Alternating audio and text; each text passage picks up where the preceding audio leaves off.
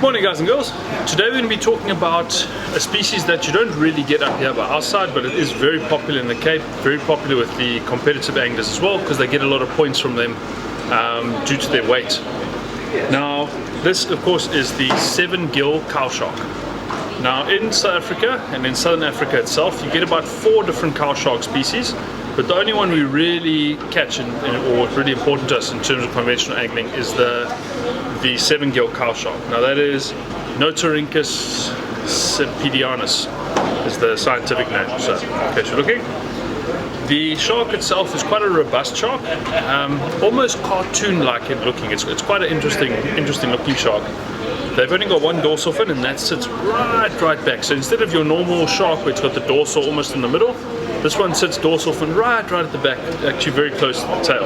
Normal standard pec fins, they're an overall sort of greyish colour. They can go almost rusty sometimes in colour, and they've got fine little spots all over them with a lighter stomach on the bottom. Teeth-wise, they've got a good set of teeth on there, more plate-like than your normal standard teeth, but they still got proper gnashes. They get the name sevengill cow shark because it actually got 7 gill slits along the side like that. So you get a 6 gill as well, sits all the way along. They've got a fairly large eye.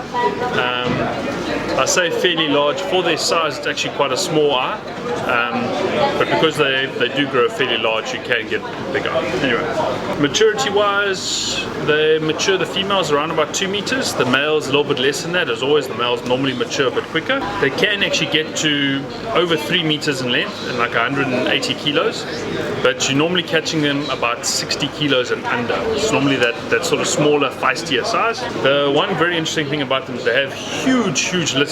So they produce, they pup their pups out, or you get between 60 and over 100 pups. So I mean that is a gigantic amount of young. So the good thing about that is that they produce a lot of young.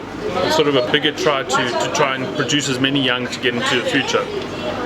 Now you're going to get them from Namibia up to East London, and you do get them in some other moderate and temperate seas around the world. They're not the strongest of sharks, but they do put up a good go because they try and twist and turn quite a bit, but it's not like a smoothie or a gully shark. The one thing you do have to be careful when you've landed them, they are fairly flexible.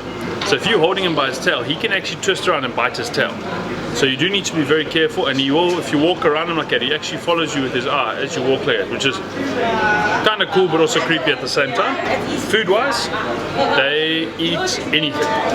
They even scavenge on whale and seal meat. Often down there you're going to get them, when the seals and whales die, they're going to sit on the bottom and rot away, and he'll come and he'll happily eat away some of that meat.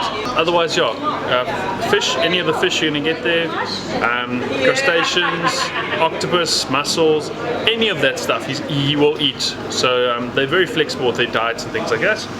In terms of targeting them, generally your bigger bloody baits, similar to the sharks up here, a mullet head with some cutlets on the outside, a nice big macroid sarda head, something like that. The bigger you go, obviously the more traction you're going to have. But yeah, it's a shark you're going to find in the kelp forests, along the ledges, things like that.